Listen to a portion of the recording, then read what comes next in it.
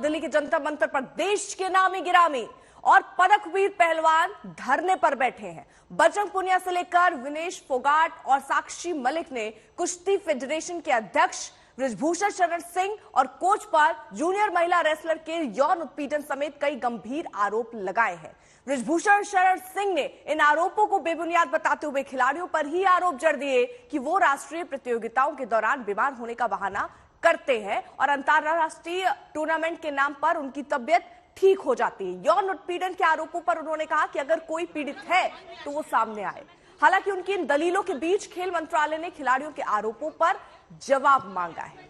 तो आपको बता दें, ये अब 4 तस्वीरें हम आपके सामने रख रहे हैं। धरने पर पहलवान बैठे हुए हैं, वो मांग कर रहे हैं। वो सिर्फ ये नहीं कह रहे कि हमें मानसिक रूप से हमें प्रताड़ित किया जा रहा था, यौन शोषण तक के गंभीर आरोप लगाए जा रहे हैं, यौन उत्पीड़न का आरोप लगाया जा रहा है। अब इन सब पर जब अपने ऊपर आरोप लग रहे हैं तो बृजभूषण साहब सामने आए। उन्होंने कहा कि आरोप बेबुनियाद हैं, अगर इनमें सच्चाई हुई तो मैं खुद पद से इस्तीफा दे दूंगा। धरने पर ये पहलवान जो बैठे हैं उनका नाम आपको बताएं, संगीता फोगाट, सोनम, जितेंद्र, ये तमाम जो पहलवान है वो धरने पर बैठे हैं इस मांग के साथ कि किस तरीके से उनके साथ ज्यादती होती रही है और इस पर अब वो आवाज उठा रहे हैं। देश के लिए पदक जीतने वाले निराश होकर धरने पर बैठने को मजबूर हैं। अब हालांकि जवाब मांगा गया है। उनकी बातों को सुनने के बाद उनकी इन दलीलों के बीच खेल मंत्रालय ने खिलाड़ियों के आरोपों पर जवाब मांगा है।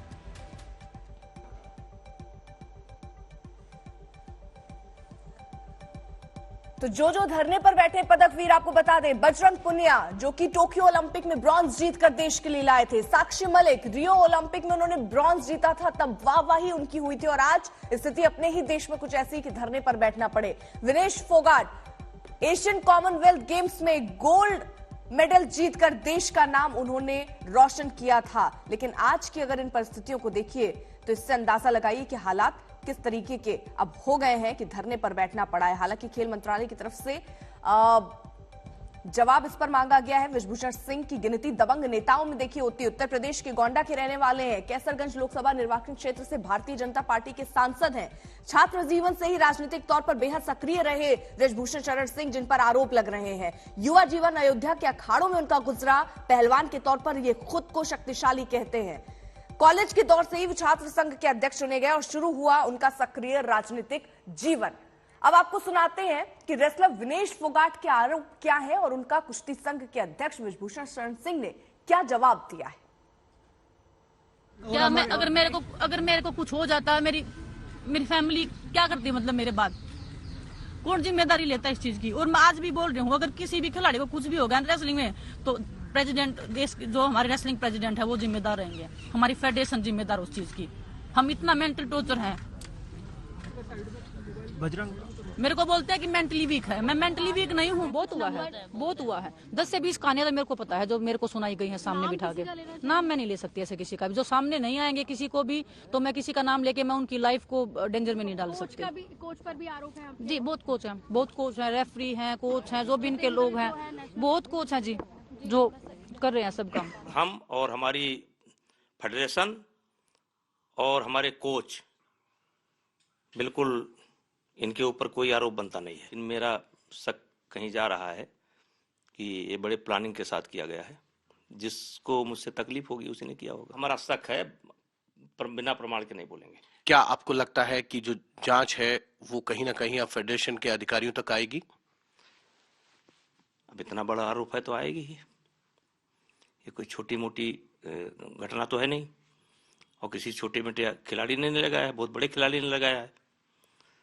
तो ये तो देश सवाल इसका जवाब जानना चाहेगा।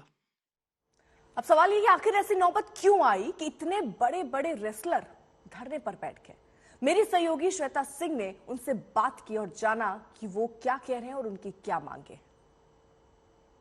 ये सब वो हैं जो आपके लिए अंतर्राष्ट्रीय पदक लाकर आपको देते हैं।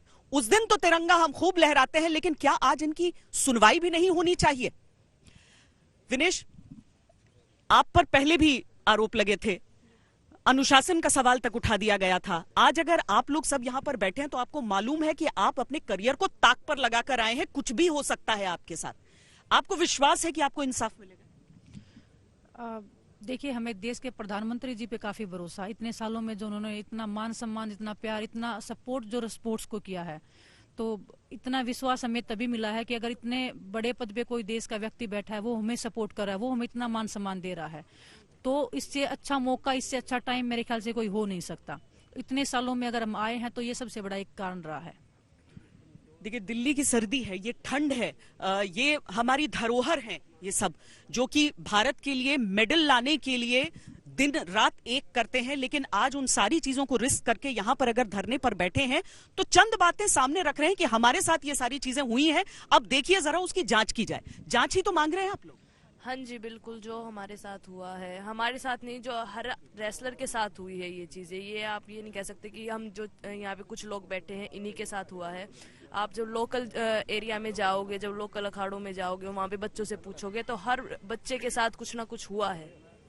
असल में जब भी कोई करियर शुरू करता है, जिस तरह का दबाव उस पर पड़ता है, जिस तरह की चीजें होती हैं, उस समय बोलने की हिम्मत नहीं होती है किसी के पास। दबी छुपी जुबान में सब बात करते हैं, लेकिन आज अगर ये सब पहलवान निकल कर आए हैं, अगर सुर में सुर मिलाकर बोल रहे हैं, तो सिर्फ आप लोग मैट पर पटखनी देने के लिए नहीं है, आप लोग देश की हालत सुधारना चाहते हैं, खेल की हालत सुधारना चाहते हैं। बिल्कुल, क्योंकि हमारे सीनियर्स हैं, जैसे साक्षी दी हैं, विनेश दी हैं, बजरंग हैं, उन्होंने हमें, अगर वो इतना झेल चुके हैं तो आगे हमारे पास भी, अगर उनके साथ हम साथ देंगे तो तभी कुछ होगा, वरना आगे भविष्य कुश्ती के लिए अच्छा नहीं है।